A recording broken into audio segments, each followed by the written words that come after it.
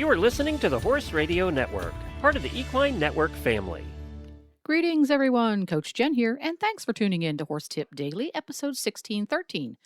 Today's tip features Horse Radio Network founder Glenn the Geek and his co-host Ashley, and they're chatting with Dr. Audrey Declue about shivers, a problem that's been around for a long, long time, and she's got some interesting new insight. Recharge your training program with Equestrian Plus.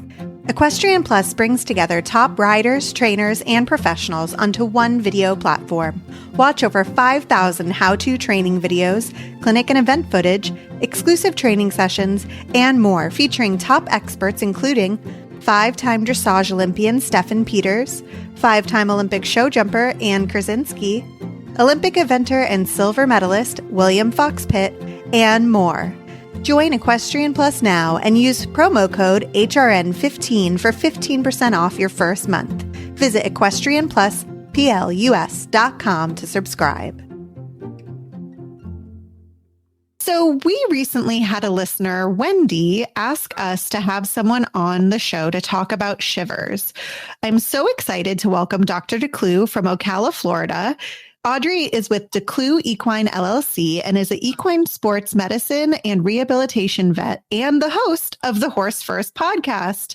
Welcome to the show, Audrey. Thanks so much. I really appreciate you guys having me on the show. Well, I have to ask you first and foremost, what exactly is shivers? Because to me, this sounds like some Victorian fainting spell disease. That you should be able to cure it with something out of a bottle that's with green. A tincture. Yeah, exactly. I wish, right? So all shivers is just a layman's term for what we see clinically in a horse that looks like they have severe muscle tremors, shivering. But what it really is actually a movement disorder.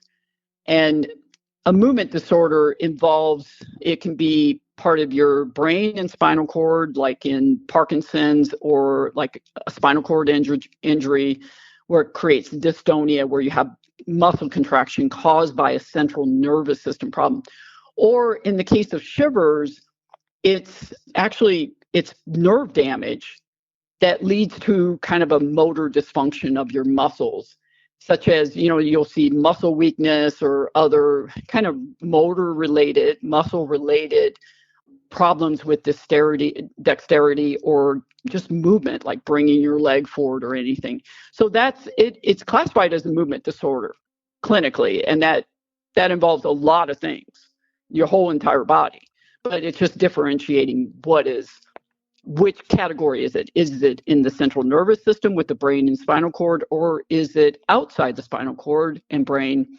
And with shivers, we see it in all species. So all equid species, okay? Right. So horses. So that includes donkeys, mules, miniature horses, hackney ponies, any kind of pony, warm bloods, Pasafinos, any type of equine species, we see shivers and clinical signs of string halt in these horses. And the common denominator why we don't classify humans as having, quote, shivering besides what you just said is because horses are different than other species because they have a stay apparatus. Tell me more about this stay apparatus. So the stay apparatus allows horses to sleep standing up. Mm-hmm. And so what happens with horses with shivers is, number one, I have to say, just like with a human, if you have a severe muscle spasm, right, or you have a muscle strain, it is very painful. And these horses actually shiver. They raise their leg, bring it away from their body in their hind legs, and they shiver very severely. I'm a history. I always do a lot of research. And if you just give me 1 second, I'd like to just give you a little historical perspective about this. We love history. You are talking to the right people. Okay. So the veterinary profession was established in Lyon, France in 1761. Okay.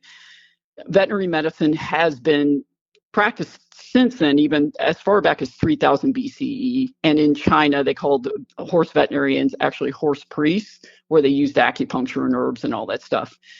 And so I'm a numbers buff. I'm all about data. And so the veterinary profession has been actually known since 1959 how many veterinarians there have been in the world. And if you go from 1959 all the way to 2025, there's been approximately 600,000 vets per year, and which is about 39 million for worldwide since that time. So 4%, 3 to 4% are equine, strictly equine veterinarians, which is about 1.6 veterinarians, okay? In all this time, 1.6 million veterinarians since 1959 to now. And previous, like this doesn't include previous. Nobody's been able to figure this out. Wow. Horses were yes, this is an interesting fact to me. So in the 1880s, there was a guy named William Mitchell and William Williams. In the 1800s to 1930, there were three people: William Williams, William Mitchell, and J.R. McCall. Oh, thank God the third one wasn't a William. I was going to lose my mind.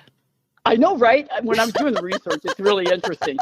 So these guys actually wrote, and you can look it up and find it. They published their thoughts on what's causing shivers and string halt in horses.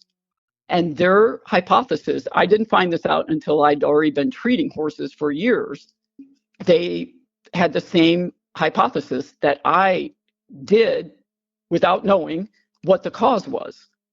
And so what happened was, as the Industrial Revolution started, second Industrial Revolution, there was cars and everything else. Mm-hmm. The amount of shivers and string halt, which was they considered as common as dirt, started dropping off. Well, as the sport horse industry started coming into prevalence in the 1980s, so did the amount of shivers and string halt, that especially shivers, that we saw in sport horses. And then in the 2000s, when the sport horse industry is becoming at its highest peak, 2010, mm-hmm. that's when people are like, we got to figure this out. So what happened was there was a paper that came out in 2015 called and the title of the paper is The Equine Movement Disorder Shivers is Associated with Selective Cerebellar Purkinje Cell Axonal Degeneration. I know that sounds confusing. The first time I read the paper, I was like, oh my God, I can't read this. But what it means is that they're saying that the cause of shivers in horses is in the cerebellum. Which is the part of the brain that controls more motor function. Correct. But it was only over 5 shivers horses. So a very small sample size. Right. And it wasn't even the phenotype of the horses that they say have shivers, which is draft horses and big horses. It was 4 warm bloods and 1 thoroughbred. But the thing is, if you're a veterinarian, and even if you're a doctor, right?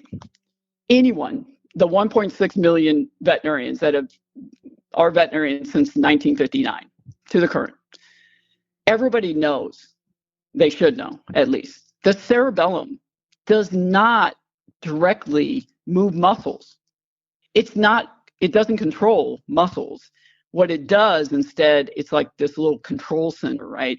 That coordinates voluntary movements, which means, you see what I mean? Like it refines your movements. It's like this fine tuning little thing, like how we used to do the ears on the television, right? To get a channel in. Right. That's what it does. It doesn't switch the channels, or it doesn't, right? It just fine tunes. And not only just fine tuning it, but the sequencing of the muscle contractions, which helps you with your balance, with your posture, and also with motor learning. So if the cerebellum is damaged, it only affects motor coordination, which means you don't walk, you don't have good balance. If you're human, you slur your speech. You have, besides if you drink alcohol, that's not the cause, but but also motor tremors, like you would have tremors. So if it's a horse, okay, that has shivers, the thing is that if it's a cerebellar lesion, it affects the entire body. So shivers horses usually have shivers in one leg. So how can it be a cerebellar lesion?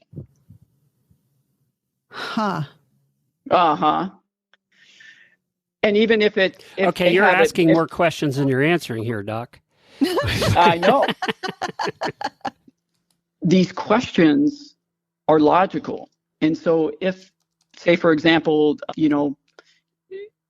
it's in the cerebellum, your control center of your fine motor movement, and that affects your entire body, there's no possible way that a Shivers horse that has it in one leg could be in the cerebellum.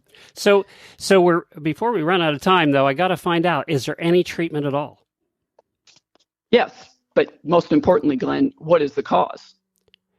Yeah, I don't know that we have time to get into that. Well, we need to, just real briefly. Okay. So the cause is the iliopsoas muscle.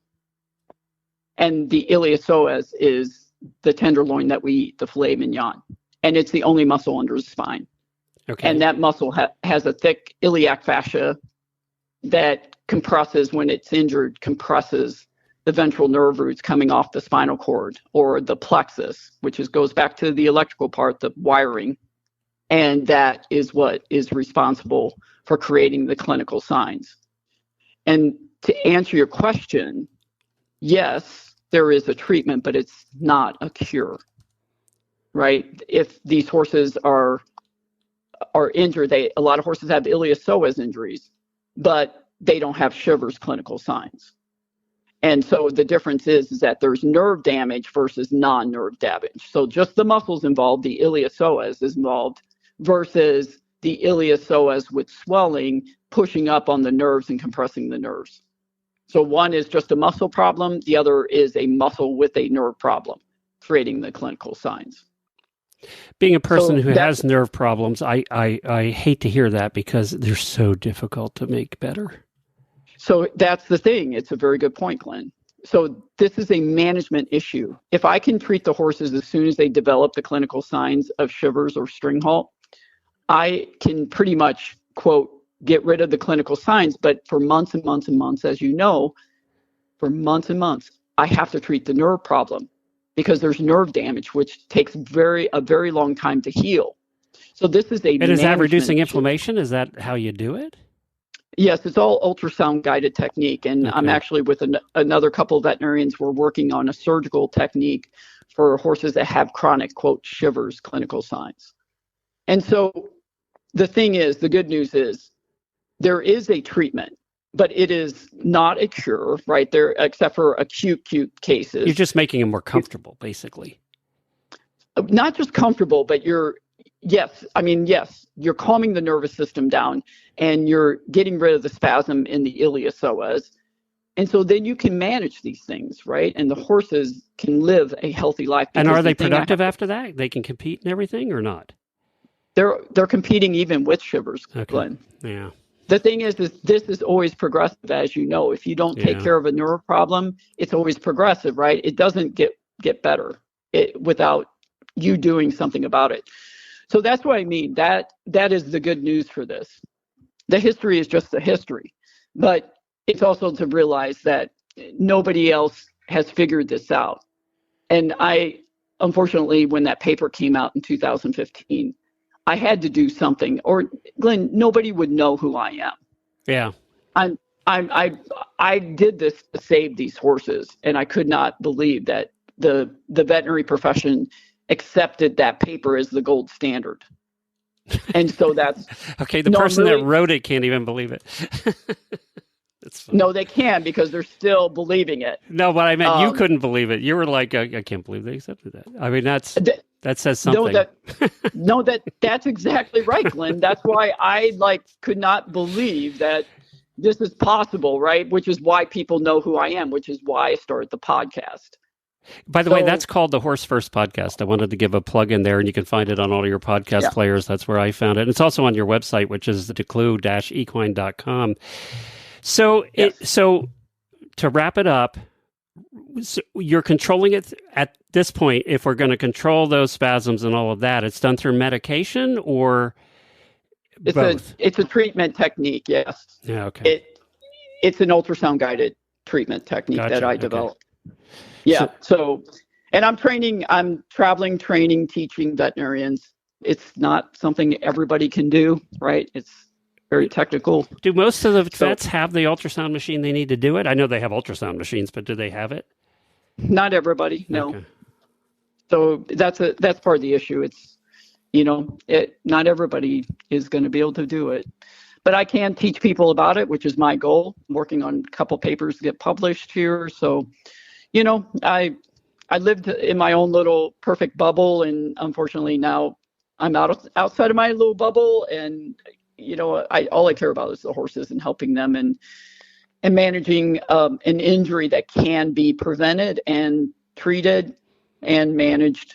But that's what's important to me, instead of everybody believing that there's nothing they can do, because the truth is people believe there's no hope. And I had to step outside of my bubble and give people hope that these horses can be fixed and treated. And that's my main objective. Well, good for you, because it sounds like not too many others believe that. So, I mean, that's, we have enough problems with horses, let alone ones that we think we can't fix that maybe could be at least managed, right? So. Correct. Yeah. And it's a prevention, and we didn't go into that, which is not important, but it is prevention too, which is what I try to educate veterinarians on. So, but my goal is always, putting the horse first. I'm sure you've covered this on your show, right? So yes, the Horse First podcast is where you can find it. Where are you located? Ocala, Florida. Okay. So, yep. All right, sounds good. You're right down the street from me, and it's Declue, DECLUE-equine.com is the website, and you'll find the podcast on there too, and all the other information. We do appreciate you joining us today. Thanks for Claire. I hope Wendy, has some context now, and maybe can ask her veterinarian about it too. Well, there you have it. Horse Radio Network has thousands of engaging podcasts for horse people, and you can have them sent right to your phone. Just subscribe via your favorite podcast player. This is Coach Jen, and I will be back again soon with another tip. Until then, go ride your horse. The Horse Radio Network and the Horse Radio Network hosts are not responsible for statements made by guests on the Horse Tip Daily. Please use your own judgment when listening to the tips on this show.